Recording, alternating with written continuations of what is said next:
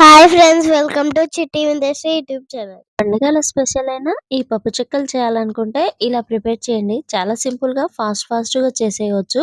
దీనికి గాను ఒక అరకప్పు అంతా శనగపప్పును తీసుకొని కడిగేసి నానబెట్టుకొని పక్కన పెట్టుకోవాలి.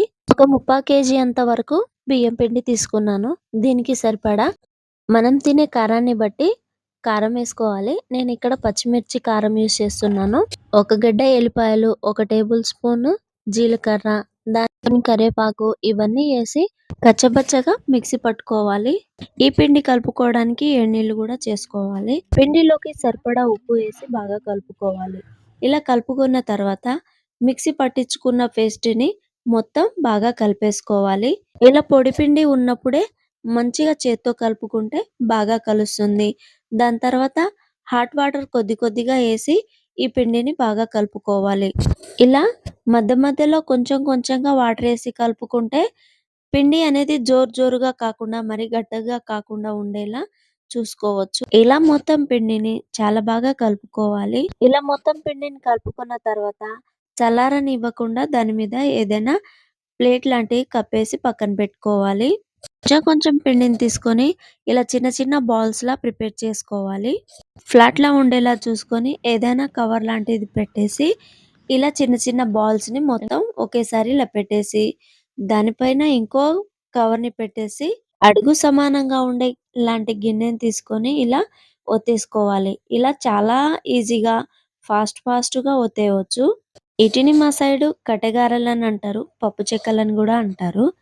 ఇలా ఫాస్ట్ గా చేసేసుకోవచ్చు.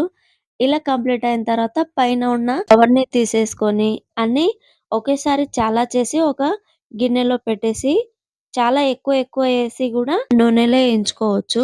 ముందుగానే ఒకేసారి చాలా చేసి ఇలా గిన్నెలో పెట్టేసుకుంటే నూనెలో వేసేటప్పుడు చాలా ఈజీగా వేసేయవచ్చు. ఇలా కొన్ని వేసేసి నూనెలో వేయించుకోవాలి. వీటిని వేయించుకునేటప్పుడు మంటని చాలా హెవీలో కాకుండా కొంచెం నార్మల్ గా ఉండేలా చూసుకొని చాలా బాగా వేయించుకోవాలి. ఈసారి మాత్రం ఈ పప్పు చెక్కులు చేయడానికి మా చిట్టి తల్లి చాలా బాగా హెల్ప్ చేసింది. నేను కూడా చేస్తా మమ్మీ అని కొన్ని అయితే చేస్తా ఉంటే నేను వీడియో తీశాను. మా చిట్టి తల్లికి శనగ పప్పు పెట్టిన దానికంటే ఇలా ప్లెయిన్ గా ఉండే వాటితో తినడం ఇష్టం. నేను తినే కట్టెగారెలు నేనే ప్రిపేర్ చేస్తా అని కొన్ని అయితే చేసింది. సరే నా చిట్టి తల్లి ఎలా చేస్తుందా అనేసి నేను కూడా చూసి మురిసిపోయాను. ఇలా అయితే తను చేసింది. పిల్లలకి మనం ఏదైతే నేర్పుతామో అదే భలేగా నేర్చుకుంటారు. ఇదంతా చూసి మా మామయ్య గారు కూడా చాలా సంతోషపడ్డారు. మీ ఇంట్లో కూడా పిల్లలు ఇలా వంట చేస్తా ఉంటే మధ్యలో నేను చేస్తానని మారం చేస్తూ ఉంటారా? అలా గినక మీ ఇంట్లో కూడా ఉంటే ప్లీజ్ కామెంట్ చేయండి. దాని వరకు కొన్ని చేసేసాక నేను ఇంకా నానబెట్టి పెట్టుకున్న శనగపప్పుల్ని ఇలా ఈ పిండి మొత్తంలో వేసి కలుపుకుంటున్నాను. ఇలా మొత్తం పప్పు అన్ని ఈ పిండిలో కంప్లీట్ గా కలిసేంత వరకు మంచిగా కలిపేసుకొని ఇంకా చిన్ని ఉండలుగా ప్రిపేర్ చేసి పక్కన పెట్టుకోవాలి. హాయ్ ఫ్రెండ్స్, నా చెక్కలు నేనే చేసుకున్నా,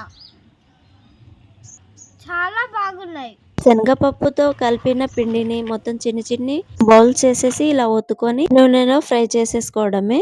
ఎంతో రుచిగా ఉండే కట్టెగారెలు రెడీ. ఈ వీడియో మీకు నచ్చితే please like, share and subscribe.